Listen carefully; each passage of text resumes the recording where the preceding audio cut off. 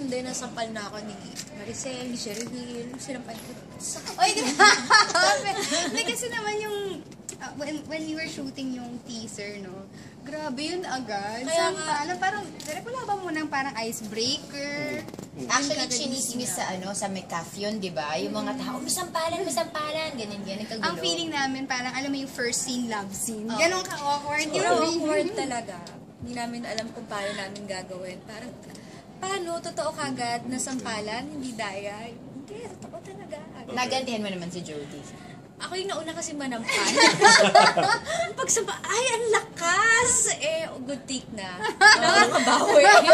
Naku, patay. So, lahat ba ng mga eksenang may sampalan, totoo lahat yon? Walang fake? Mas maganda ba kung totoo? Kasi parang hindi nakaka-happy yung mga director pag pag kontrolado. Gusto nila talaga lagi bigay na bigay. Okay. May usapan ba kayong dalawa na walang tikunan, walang magkatampo, kung magkasakitan? Baka makatulong na mag-aaway talaga kami sa totoo. Hindi. Siyempre, naniniwala naman kami sa trabaho namin. So, ako naniniwala akong, at saka mas gusto ko yun bilang artista, kung talagang sinasaktan ka, diba? Matutulungan ka talaga. Judy. Tsaka siguro wala naman talaga dapat na pikunan kasi, diba, trabaho. Yun. Parang mas professional. Iconic yung mga roles na ipinoportray nyo. Paano nyo ito pinaghandaan tsaka may kababa sa dibdib nyo? Sobrang yung pressure, syempre. Pero kung sa paghahanda, parang marami naman kaming pinagdaan ng mga workshop para sa preparation sa character. Inupo kami ng mga directors namin para buuin yung, ako personally, yung character ni Amor, kung ano yung mga fears niya, beliefs niya, kung ano yung nakakapagpasaya sa kanya, nakakapagpayak sa kanya.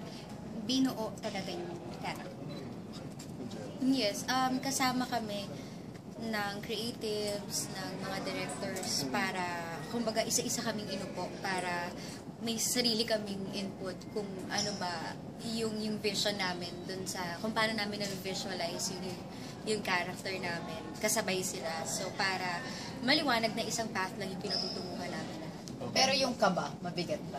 Oo naman. Siyempre yung success ng pangako dati, di ba?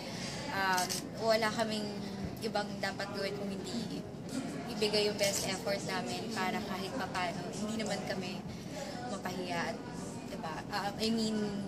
Mapanindigan pa rin yung magandang reputation ng pangako sa'yo. Pinanood niyo yung mga dating eksena nila? Ako kasi part ako ng original na pangako sa'yo. Nakaka-pressure lang.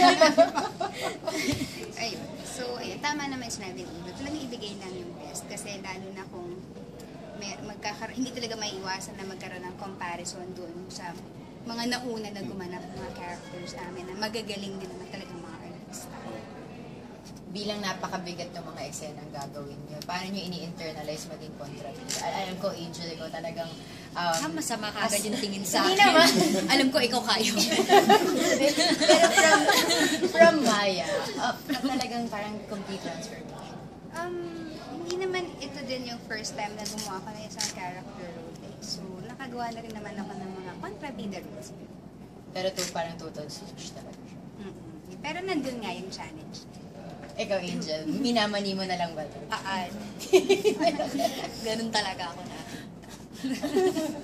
Hindi naman, syempre, ako, feeling ko nga mas nakaka-pressure kasi, kumbaga, nakita na nila ako kung paano ako maging kontrabida. So, syempre, kailangan mong magpakita ng bago pa, di ba? Ng bagong flavor, ng bagong texture, para naman hindi nila sabihin na, ay, napanood ko na yan. Ay, si ganito yung nakikita ko sa portrayal na ngayon. So, para sa akin, mas nakaka-pressure. Kailan ba namin pwede mapanood? Bukas na, balik. Minamadali na nga namin. Never dito, wala pa naman. Soon on ABS-CBN. Yay! Sorry, tungkol sa pagkakaroon niyo kasi both parent roles yung ipoportray niyo dito. Paano yung naging preparation? Lalo si Jerica. Oo. Nagpa-practice ako ngayon. Actually, sabi ko nga, mahilig ako sa bata, pero hindi ako mahilig sa binata. So, medyo parang, di ba, parang, mahirap talaga siya. Pero, I'm sure tutulungan naman ako ng mga directors and hindi naman magiging awkward siguro dahil once na in character ka na at nasimulan mo na yung role mo bilang Claudia, siguro naniniwala na lang ako na madadala na ako ng mga eksena pagdating ng mga ilang weeks na nagtitaping na kami. Doon na lang ako maasa na masasanay din ako na talagang, kumbaga, ako na si Claudia at talagang mararamdaman ko nang may anak na talaga ako si Ampo. Pero when you first learned na conscious ka, natas si Daniel yung maging... Oo.